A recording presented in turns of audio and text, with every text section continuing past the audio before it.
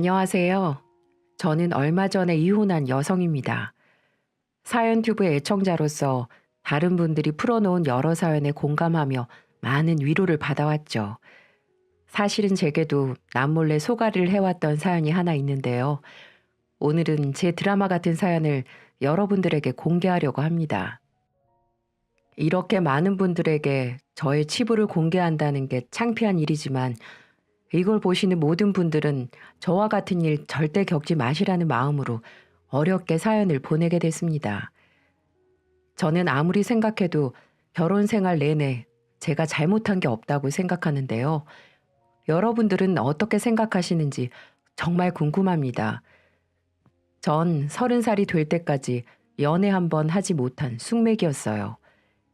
그런데 남자가 없어서 연애를 하지 못한 게 아니고 제 인생을 남자한테 허비하는 것보다 제 미래를 위해서 쓰는 게 훨씬 더 가치 있다고 생각했기 때문이죠. 제 입으로 말하기가 좀 쑥스럽긴 한데 저 학교 다닐 때 나름 인기가 많았거든요. 예쁘다는 소리도 꽤 많이 들었고 저 좋다고 쫓아다니는 남자들도 많았어요. 그렇지만 전 이상하게도 또래들과는 달리 남자한테 관심이 안 가더라고요. 저는 취업이나 자격증을 따는 것에 더 취미가 있었고 한 푼이라도 더 벌어서 이 지긋지긋한 가난에서 벗어나고 싶다는 생각을 항상 하는 그런 여자였습니다. 그렇기 때문에 저는 고등학교를 졸업하자마자 대학은 쳐다도 보지 않고 사회생활을 먼저 하게 되었죠. 주변에서는 좋은 회사에 취직을 하거나 캠퍼스의 낭만을 느끼려면 대학을 가는 게 좋겠다고 조언했지만 전 확신이 있었습니다. 대학 4년을 허투루 쓰는 것보다는 생산직 같은 직종에 도전해 사회생활에 좀 더 빨리 뛰어들자는 마음이었습니다. 그 편이 대학을 졸업하고 바늘구멍보다 들어가기 힘든 취업 준비를 하는 것보다 훨씬 더 효율적이라고 생각했던 거죠. 그리고 제 생각은 딱 들어맞았습니다. 착실히 관련 자격증을 취득한 덕에 대기업 생산직에 어렵지 않게 취업할 수 있었고 보수나 복지도 남들 못지않게 받으면서 제 인생을 착실하게 꾸려나갈 수 있었어요. 다른 친구들은 취업을 못해서 대출 인생 또 부모님들께 손을 벌리는 처지였는데 저는 당당히 제가 하고 싶은 거, 사고 싶은 거 살 수 있었고 어렵게 취업에 성공한 친구들보다 더 빨리 돈을 모을 수가 있었습니다. 네, 물론 일반 회사 다니는 친구들보다는 몸이 정말 고된 일이죠. 하지만 저는 그런 건 문제가 되지 않았어요. 젊을 때 고생은 사서도 한다는 말이 있듯이 건강할 때 많이 벌어놓자는 마인드였습니다. 그렇게 10년을 대기업 생산직에 다니다 보니 마음적으로 여유가 생기면서 남자를 소개받게 되었어요. 저랑 친하게 지내는 언니가 지금처럼 그렇게 혼자 살다가는 홍기 놓치고 노처녀가 되면 결혼을 하고 싶어도 못한다면서 자꾸 남자 한번 만나보라고 조르더라고요. 처음엔 관심 없다고 거절을 했지만 하도 끈질기게 어르고 달래는 통에 언니가 소개시켜주는 그 남자를 한번 만나게 된 거죠. 그런데요, 중고차 영업사원이라는 그 남자의 첫인상은 정말 별로더라고요. 외모는 훤칠한 키에 훈남이었는데 말하는 투나 행동이 뭔지 모르게 거들먹이 배어 있더라고요. 그러니 그 남자의 평소 생각이나 가치관이 대충 짐작이 되는 거죠. 겉멋만 잔뜩 든 빈술에 한마디로 재수 똥이었다랄까요? 어차피 식사 한번 하고 나면 더 이상 만날 생각은 없었으니까요. 굳이 싫은 티를 낼 필요까지 뭐 있겠습니까? 대충 분위기 맞춰주고 헤어지면 그만이니까요. 하지만 언니의 간곡한 요청으로 몇 번 더 만나다 보니 그새 정이 들었다고 해야 할까요? 생각보다 성실하고 책임감 있는 모습에 반해 우리는 연인으로 발전하고 말았죠. 제 이상형은 배경이 좋든 안 좋든 자기 일에 충실하고 자기 밥벌이를 할 줄 아는 그런 사람이었거든요. 그래야 결혼해서라도 처자식은 굶기지 않을 테니까 말이죠. 사실 이런 이유엔 저희 아버지가 한 몫을 차지하고 있었습니다. 저희 아버지는 공무원 생활하다 안 좋은 일로 파면당하신 후 정말 무책임하신 분이셨거든요. 매일같이 술을 드셨고 가정을 돌보지도 않았어요. 그래서 저희 집은 급격히 기울기 시작했고 엄마가 식당에서 일을 해야만 근근히 생활할 수 있었어요. 엄마가 벌어온 절반은 아버지의 술값으로 나갈 때가 많았고요. 저는 유년 시절부터 아버지의 이런 모습을 보면서 점점 남자를 보는 눈이 달라지게 된 거였죠. 물론 저도 멋지고 잘생긴 사람이 내 남자면 당연히 좋겠죠. 하지만 불 꺼놓고 있으면 그 인간이 그 인간이다라는 말이 있듯이 얼굴 잘생겼다고 밥 먹여주는 것도 아니고 그냥 자신에게 주어진 삶에 충실하고 착실한 남자 만나서 결혼하는 게 제 소소한 꿈이었습니다. 그리고 왜 처음 배운 놈이 무섭다 이런 말이 있잖아요. 남편은 본래 성격이 딱 부러지고 끝맺음이 확실한 성격이어서 그런지 제게 믿음을 많이 줬습니다. 불의를 보면 참지 못하는 성격이기도 했고요. 한마디로 콩깍지가 씌었다는 말이 딱 맞는 것 같습니다. 그 남자가 하는 말이면 어떤 말이든 달콤하게 들렸고 그 남자와 함께 가는 곳이면 어디든 아름답게 보였죠. 이래서 사람들이 연애를 하고 사랑에 빠지는 거구나. 그런 생각이 딱 들더라고요. 그런데 우리 두 사람의 불같은 연애는 1년을 채 넘기지 못했습니다. 헤어졌냐고요? 아니요. 연애 1년 만에 바로 결혼을 했거든요. 불같은 연애는 끝났지만 이제 불같은 신혼이 시작된 거죠. 전 여전히 직장에 다니고 있었고 의욕 넘치는 신랑은 땀나도록 열심히 중고차 영업을 했습니다. 남편의 수입이 들쭉날쭉해서 불안정했지만 대신 제가 안정적으로 벌고 있었으니 우리 두 사람 신혼살림 꾸려가기엔 전혀 문제가 없었죠. 남편은 항상 제게 와서 이런 말을 해줬습니다. 죽을 때까지 당신과 앞으로 태어날 우리 아이들의 머슴이 되겠다는 말. 전 이 말을 믿었습니다. 이런 남자라면 평생 믿고 살 수 있겠다라는 확신이 생겼었죠.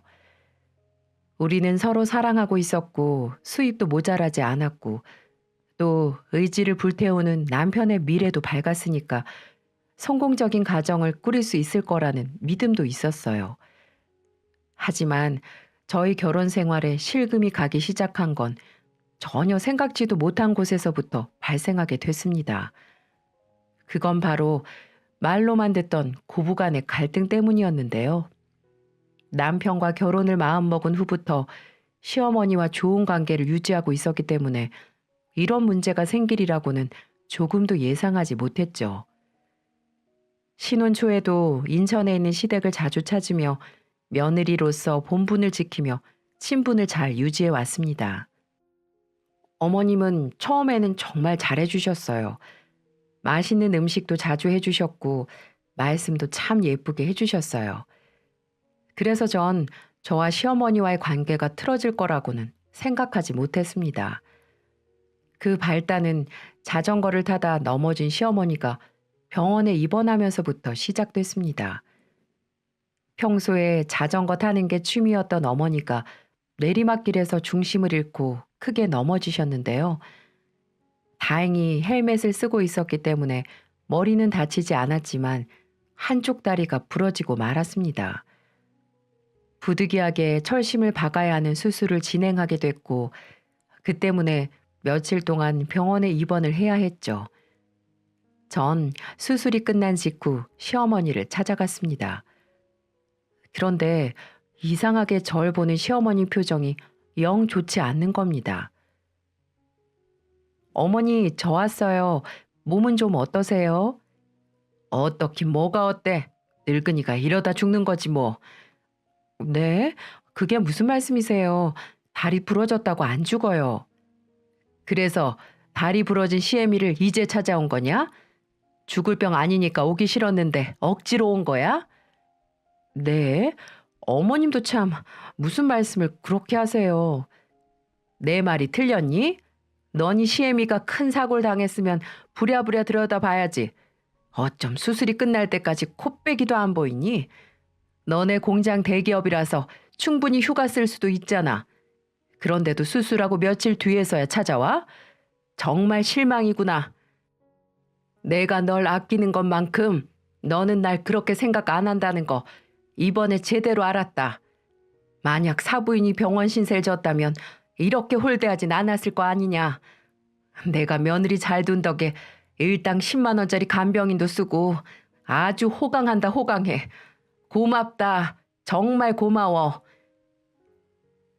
시어머니는 제가 곧바로 병원에 오지 않은 죄, 그리고 본인의 간병을 나서서 해주지 않았다는 것에 서운해 하신 거였어요. 그런데 이건 좀 아니지 않나요? 솔직히 어머님이 죽을 병에 걸린 것도 아니고 저도 엄연히 출근을 해야 하는 직장인인데 제가 왜 자진해서 간병을 해야 합니까? 가족들이 상황이 안 되면 당연히 전문 간병인을 쓰는 게 의치에 맞는 거죠. 며느리라는 이유만으로 무조건 며칠씩 간병을 해야 한다는 건 말이 안 되잖아요. 게다가 어머니 간병비랑 병원비는 우리가 해드릴 생각이었거든요. 그러니까 저도 조금 억울한 마음이 들었죠. 어머니, 저도 회사 다녀야 하는데 어떻게 며칠씩 시간을 빼요. 그래서 오빠가 간병인 구해드린 거잖아요. 그리고 솔직히 간병을 하려면 아가씨가 하는 게 맞죠? 아가씨 지금 쉬고 있잖아요. 뭐? 너 지금 네 시누이가 백수라고 무시하는 거니? 우리 난영이가 결혼 준비 때문에 얼마나 바쁜 줄 알기나 알아? 얘가 이제 보니까 시애미 앞에서 아주 못하는 소리가 없네. 됐다. 그렇게 생색낼 거면 그깟 간병비 안 받을란다. 그렇게 버럭 화를 내시곤 어깃장을 놓으시는데 진짜 답답해서 미치겠더라고요. 서러운 마음에 남편에게도 말을 했거든요. 그런데 남편이 고민하지도 않고 어머니 편을 드는 겁니다.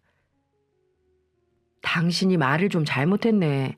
엄마 입장에선 서운할 수 있는 일인데 당신이 난영이 들먹거리면서 그렇게 말하면 엄마도 화나지.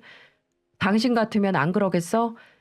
그냥 엄마 화가 누그러질 때쯤 죄송하다고 사과드려. 내가 왜? 당신 참 웃긴다. 내가 잘못한 게 없는데 왜 사과를 드리냐 말이야. 아무리 생각해봐도 전 잘못한 게 하나도 없는 것 같은데 어머니가 저렇게 화를 내시니까 당황스럽기도 하고 남편까지 어머니 역성을 드니까 정말 억울하더라고요. 바로 그 사건이 저와 시어머니 사이가 멀어진 직접적인 계기가 되고 말았죠. 그 이후 어머니는 저를 예전처럼 대하지 않으셨어요.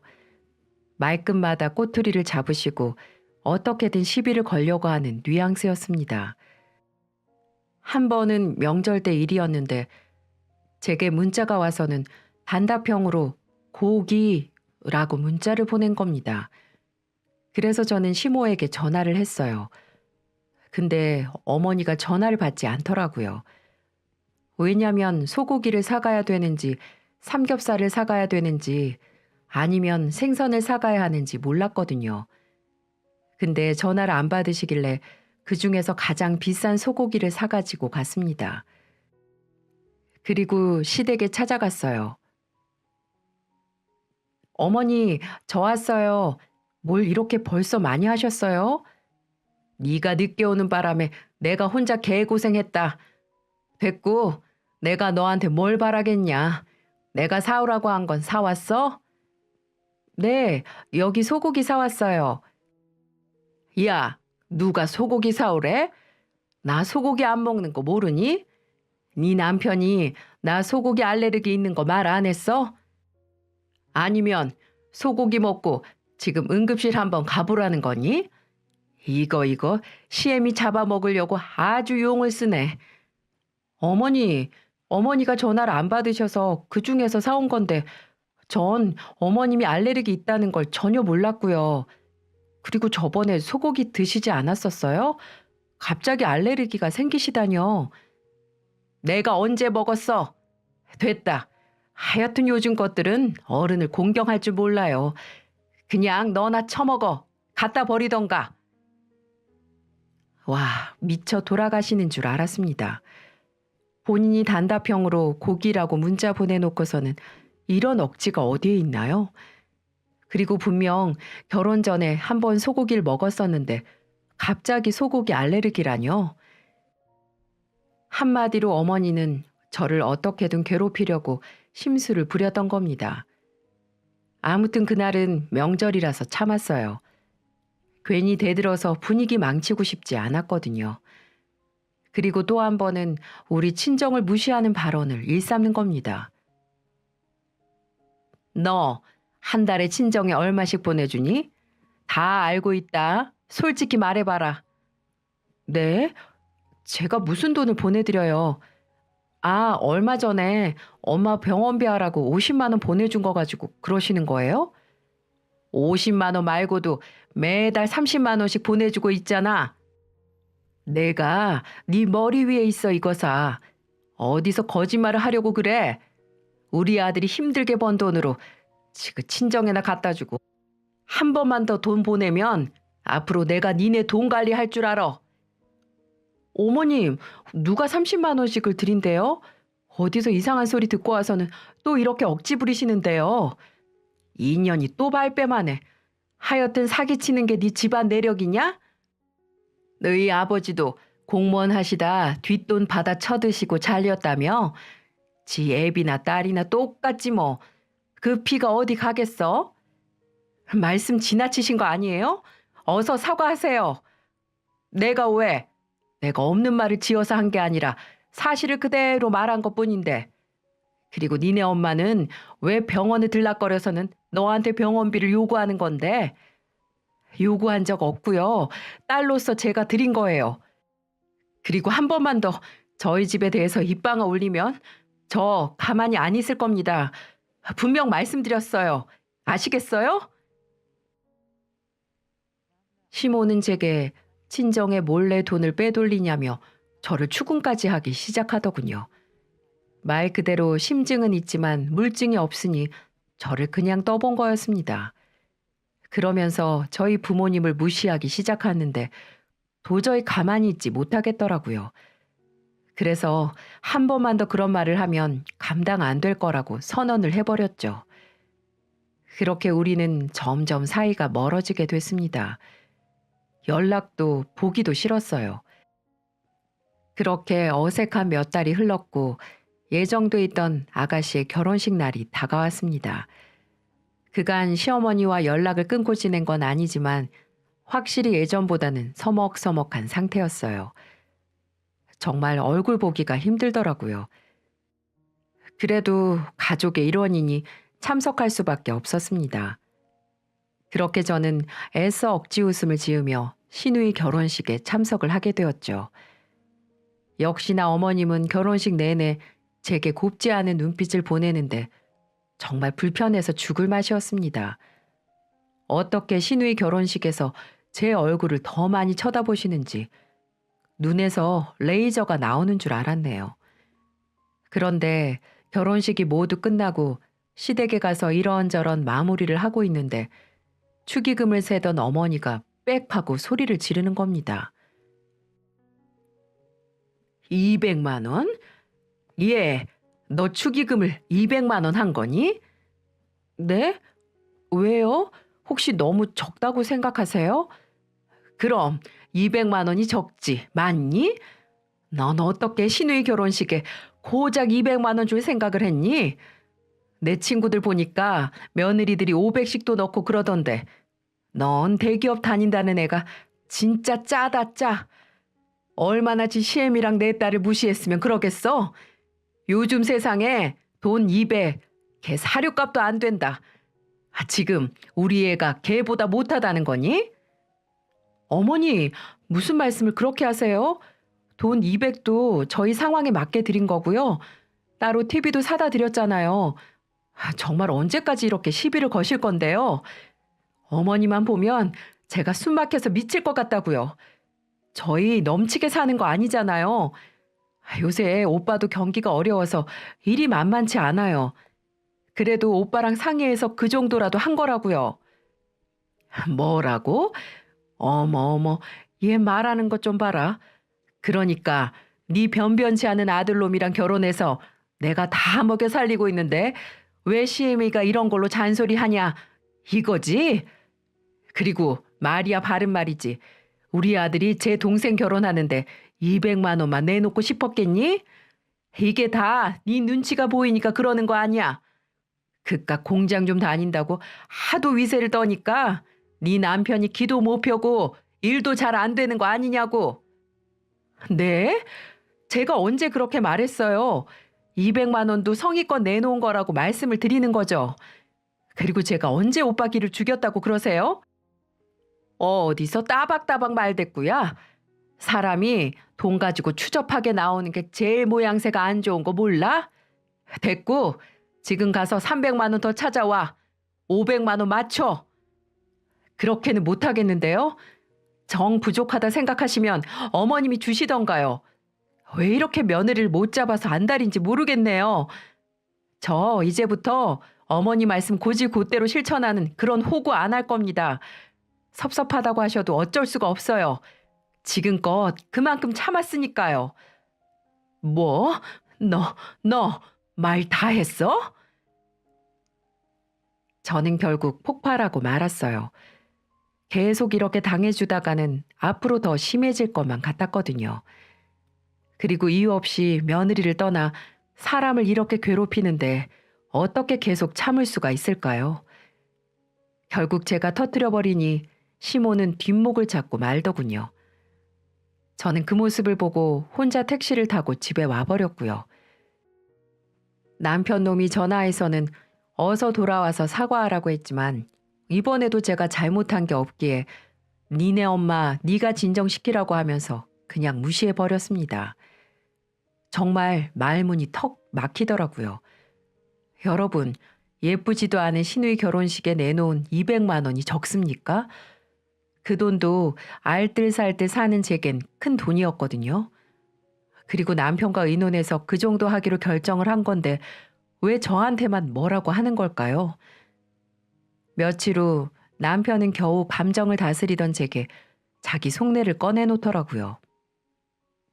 경희야, 솔직히 엄마 입장에선 200만 원이 좀 서운할 수 있는 액수잖아. 나도 여유가 더 있었으면 난영이 결혼 때 더 해주고 싶지. 그런데 너도 알다시피 내가 수입이 좀 그렇잖아. 그래서 200만 원 하자는 내 의견에 반대할 수 없었어. 아니 오빠, 진짜 200만 원 적은 돈 아니야. 내 주변 사람들한테 다 물어봐도 그래. 많은 돈도 아니지만 진짜 적은 돈도 아니라고. 그리고 어머니는 왜 이럴 때만 대기업을 찾으셔? 그날도 들었잖아. 공장 다니는 년이 위세 떤다고 막 쏘아댔잖아. 그럼 공장 다녀서 번 돈인데 왜 귀한 줄을 모르시는데? 앞뒤가 안 맞지 않아? 그거야 엄마가 화가 났으니까 그렇지. 너도 그래. 네 시어머니를 그렇게 이겨먹어야 속이 시원하냐? 그냥 네 알겠습니다 하고 좀 져주면 안 돼? 아니 저 줄만한 일이어야 져드리는 거지. 이게 지금 뭐야? 내가 내 돈 쓰고 이렇게 욕을 먹어야 해? 그리고 오빠도 너무 어머님 편만 드는 거 아니야? 오빠 입장도 이해하지 못하는 건 아닌데 오빠가 중심을 잡아줘야 어머니도 덜 저러시지. 내 말이 틀려? 알아. 다 아는데 나도 엄마가 하도 불같이 화를 내니까 어쩔 수가 없었어. 일단 나도 엄마랑 얘기를 좀 해볼 테니까 당신도 마음을 좀 풀자. 어? 그렇다고 엄마랑 인연 끊고 살 건 아니잖아.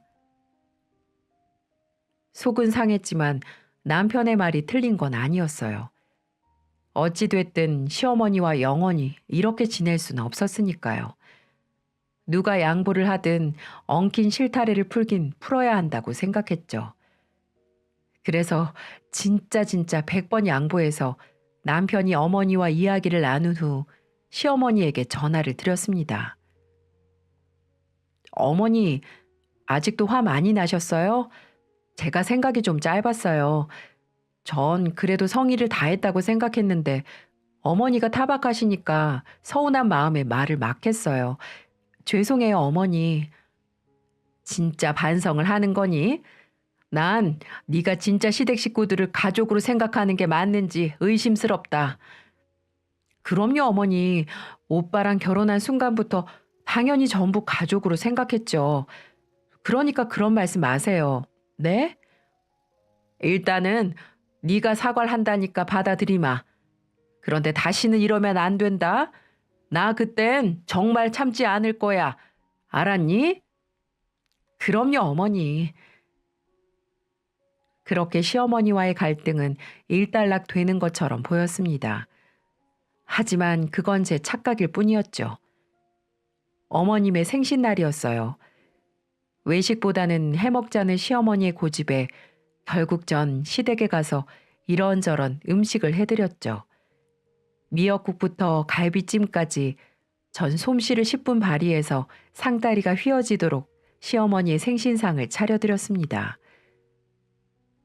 예, 경이야. 다 좋은데 국이 너무 짜다.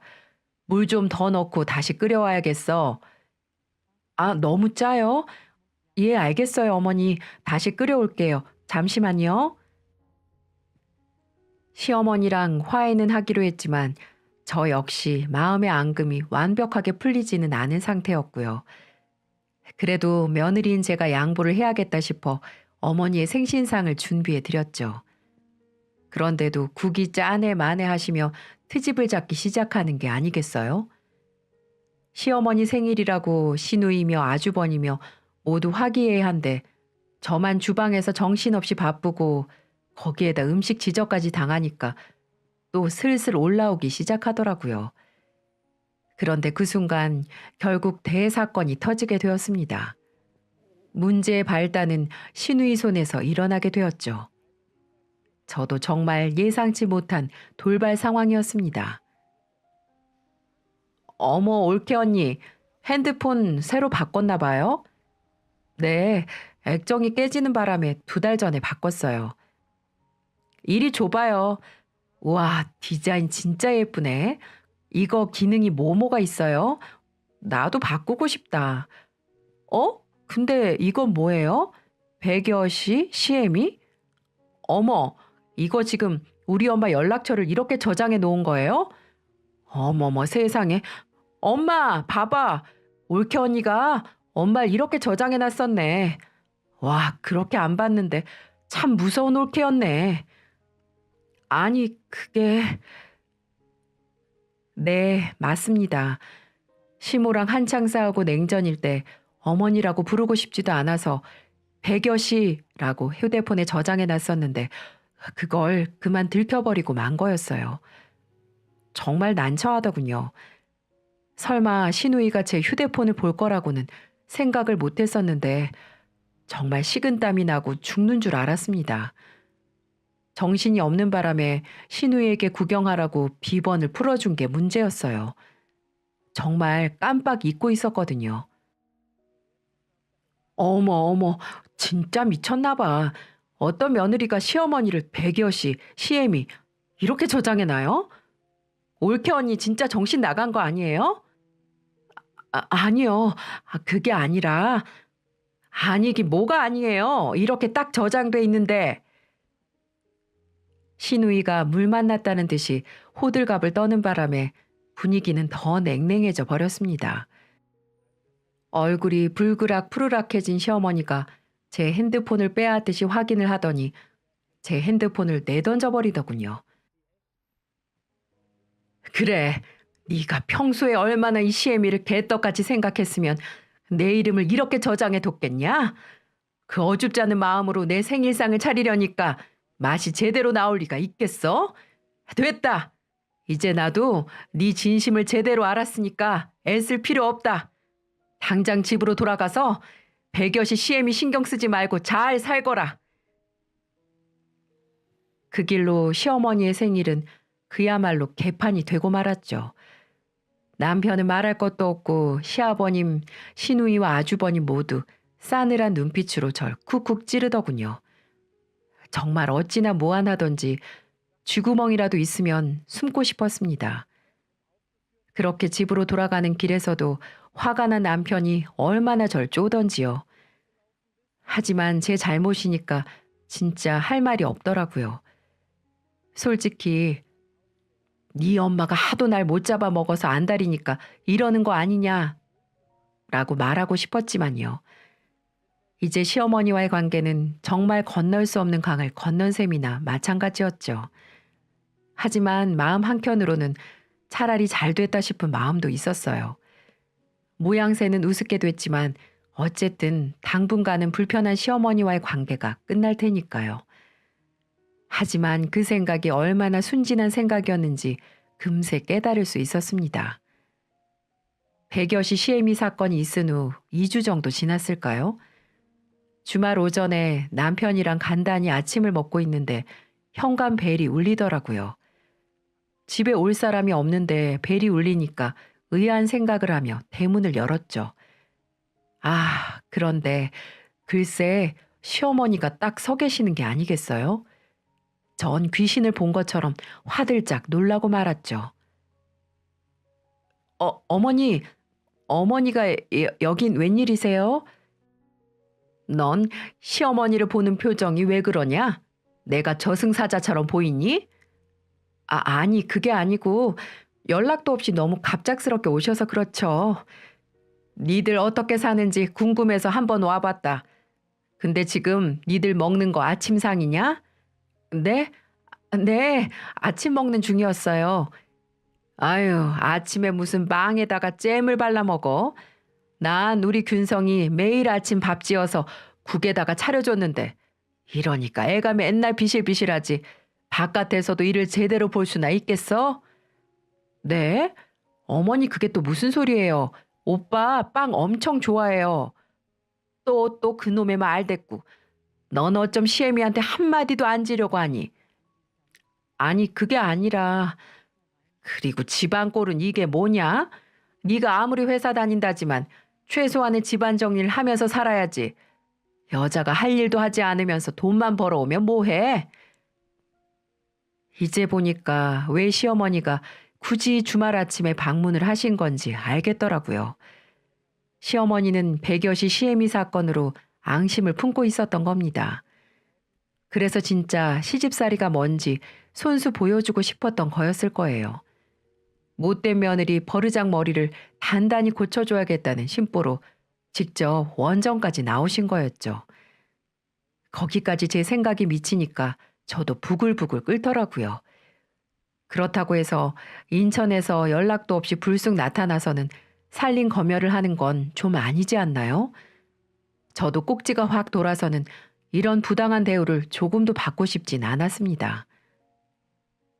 어머니, 이러시려고 저희 집에 오신 거예요? 이게 저희 사는 모습 보시는 거예요? 일부러 트집 잡으시면서 제게 큰 소리를 내시려는 거 아니냐고요? 얘가 또 눈 치켜뜨고 대드는 것 좀 봐. 그래, 그럼 네가 살림을 거지같이 하는데 시애미가 트집 좀 잡으면 안 되냐? 하나부터 열까지 내 눈에 차는 게 하나도 없는데 내 귀한 아들이랑 사는 너한테 이런 말도 하지 못하냐고. 어머니, 그냥 솔직해지세요. 제가 어머니 생신날 그 실수하셨다고 이러시는 거잖아요. 근데요, 어머니, 저 그날 잘못한 건 인정하지만 지금 이런 대우 받을 정도는 아니라고 생각해요. 어머니가 이러시는 거 진짜 오버라고요, 오버. 뭐라고? 시어머니와 전 그날 또 한바탕 푸닥거리를 하고 말았죠. 전 진짜 단단히 마음을 먹었습니다. 남편과 끝을 낼지언정 절대 고개를 숙이면서 살지는 않겠다고 말이죠. 그런데 시어머니가 제 속을 박박 긁고 있는 와중에 이번에는 남편이 사고를 치는 게 아니겠어요? 사실 남편의 기색이 이상했던 건 두어 달쯤 지났죠. 중고차 딜러라는 일이 워낙 경쟁도 치열하고 인식도 별로 안 좋아서 수입이 들쭉날쭉하거든요. 그 사정을 저도 잘 알고 있었지만 적게나마 가져다 주던 수입을 이제 한 푼도 내놓질 않는 겁니다. 물건을 매입할 자금밖에 없다. 자금 회전이 원활하지가 않다는 등 이 핑계 저 핑계 대면서 생활비를 전혀 안 주더라고요. 그러니 오직 제가 번 돈으로만 생활을 하고 있는 상황이었죠. 그런데 전 집으로 날라온 우편물을 보고 기함할 수밖에 없었습니다. 그 우편물은 남편이 저축은행에서 이 집을 담보로 8천이나 대출을 받았다는 확인서였죠. 저는 정말 기절할 뻔했습니다. 그나마 있는 재산이라고는 아파트 한 채뿐인데 그런 집을 의논도 없이 담보로 잡히다니요. 이게 말이나 되는 얘기입니까? 저는 그날 남편이 돌아오자마자 따졌습니다. 그런데 돌아온 남편의 대답은 정말 기가 막히더군요. 아, 그거 이번에 경매로 좋은 외제차 하나가 나왔거든. 이거 잡아놓으면 큰 돈이 되니까. 그래서 서둘러 잡느라고 대출을 좀 썼지. 하도 급하게 돌아가서 당신한테 미처 말을 못했네. 미안. 저와 상의 한 번 없이 일을 저지른 모습을 보고 입에 담지 못할 욕이 저절로 쏟아지더라고요. 전 그날 남편과 대판했고 화가 머리끝까지 나서 남편을 내쫓아버리고 현관문을 잠가버렸습니다. 현관문을 쾅쾅 치면서 고래고래 소리를 치던 남편은 어디론가 사라졌는지 이내 조용해지더라고요. 모텔을 갔는지 찜질방을 갔는지 제가 알 바가 아니죠. 솔직히 남편도 시어머니도 진절머리가 났습니다. 어쩌면 사람 속을 괴롭히는 유전자가 똑같은지 이 꼴 저 꼴 안 보면서 혼자 살고 싶다는 생각이 들더군요. 그런데 이튿날 시어머니한테 전화가 걸려왔습니다. 예감이 쌓였지만 시치미를 대곤 전화를 받았죠. 전화를 받자마자 시어머니의 카랑카랑한 목소리가 제 고막을 때렸습니다. 넌 대체 어떻게 된 애가 이렇게 추운 날 지 남편을 내쫓니? 너 정말 정신 나간 거 아니야? 내가 우리 아들을 어떻게 키웠는데 우리 아들 함부로 하려고 결혼했니? 어? 오빠 어머니 댁으로 갔어요? 그래. 너한테 쫓겨났다고 소주를 몇 병씩이나 처마시고 자더라. 대체 남자 기를 얼마나 죽이고 살길래 이래? 너 당장 와서 네 오빠한테 사과하고 데려가. 알았니? 어머니, 오빠가 저 몰래 아파트 담보대출을 8천이나 받았었어요. 그런데도 제가 참아야 해요? 잘못했으면 쫓겨나는 게 맞는 거죠. 안 그래요? 남자가 사업하다 보면 자금이 필요할 때도 있는 거지 뭘 그래? 그깟 코딱지만한 아파트 마련해 왔다고 또 생색이냐? 생색이 아니고요, 어머니. 이건 부부에 대한 예의가 아니죠. 그렇게 큰 돈을 쓰려면 적어도 배우자한테 상의 한마디는 했어야죠. 안 그래요? 제 말이 틀렸냐고요? 네가 그렇게 득달같이 달려드니까 균성이가 그런 말을 한마디라도 할 수 있었겠어? 여자가 좀 순종적인 맛이 있어야지. 남자가 바깥에서 일을 하는데 그깟 돈이 대수냐? 뭐라고요? 진짜 말이 안 통하는 시어머니입니다. 아무리 자기 아들이라지만 아닌 건 아닌 거죠. 전 시어머니의 한결같은 태도에 확 질리더라고요. 전 암튼요. 그런 무책임한 남자랑은 못 살아요. 반품이에요, 반품. 어머니가 그렇게 귀하게 생각하는 아들 다시 데리고 사세요. 뭐라고? 너 말 다 했니? 하고 싶은 말은 훨씬 더 많았죠. 하지만 그래도 시어머니니까 그 정도만 하고 만 겁니다. 엄포가 아니라 진짜 남편과 헤어질 생각이었어요. 남편의 터무니없는 태도도 그렇고 밉상 신우의 딴죽도 보기 싫었고요. 무엇보다도 개차반 같은 시어머니에게서 벗어나고 싶었습니다. 그렇게 남편과 별거 아닌 별거를 하는 중이었죠. 남편이 문자로 당분간 엄마 집에서 지낼 테니까 짐 좀 보내달라고 하더군요. 얼굴 마주치고 싶지 않아서 옷가지 같은 거 대충 싸서 보내버렸고 전 남편에게 이혼을 통보했습니다. 남편은 조금만 생각할 시간을 달라더군요. 그런데 더 어처구니 없는 일은 따로 있었습니다. 어느 날 집으로 경찰이 찾아왔는데 남편을 찾는 거예요. 박균성 씨 어디 계신지 알고 계시죠? 솔직히 말씀해 주셔야 돼요. 남편분이 허위 매물건으로 걸린 사건 접수가 벌써 7건이에요. 조사받으러 나오셔야 하는데 이렇게 피한다고 해서 해결될 문제가 아닙니다. 중고차 허위 매물은 사기죄예요. 그리고 피해자분들한테 중고차 대금 받고 중간에서 가로채서 차도 넘겨주지 않은 건이 4건이나 됩니다. 아내분이 잘 설득하셔서 자수하라고 말씀 좀 전해주세요. 경찰의 설명을 들으니까 진짜 기가 막히더군요. 허위 매물에 대해선 잘 모르지만 어쨌든 남편은 법을 상습적으로 위반을 했고 그것과 관련돼서 고발건도 여러 건이라는 겁니다. 그리고 중고차 대금을 중간에서 가로채 2억 7천 정도 피해를 줬다고 하더군요. 대출건 말고도 저 모르게 이런저런 사고를 친 모양이었습니다. 한마디로 남편은 욕심을 부리다 결국 사기꾼이 되고 만 거였어요. 그리고 한 이틀쯤 지났을까요? 시어머니한테 연락이 오더라고요. 전 당연히 받지 않았습니다. 무슨 말을 할지 대충 짐작이 갔거든요. 그런데 시어머니는 퇴근을 하고 돌아온 저를 현관 앞에서 기다리고 계시는 겁니다.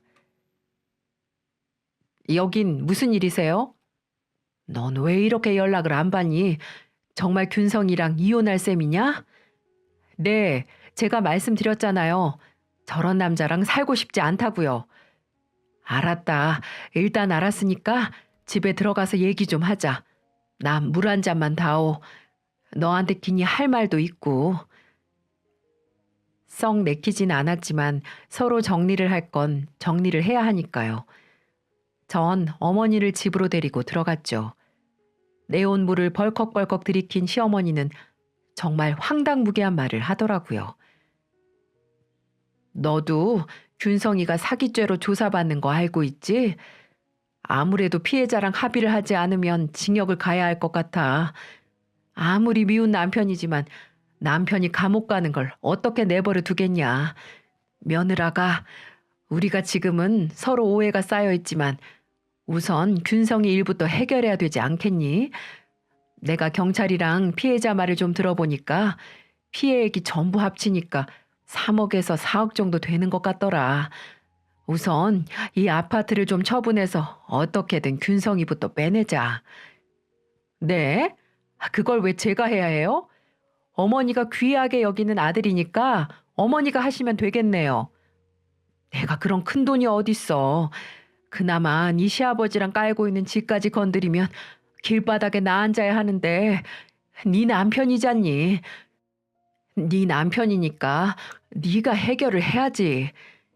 어머니, 저 그 남자랑 헤어진다니까요? 그리고 그 사람 저 몰래 이 아파트 담보로 대출받은 거 모르세요? 저한테도 사기친 놈한테 제가 왜 도와줘야 되는 건데요?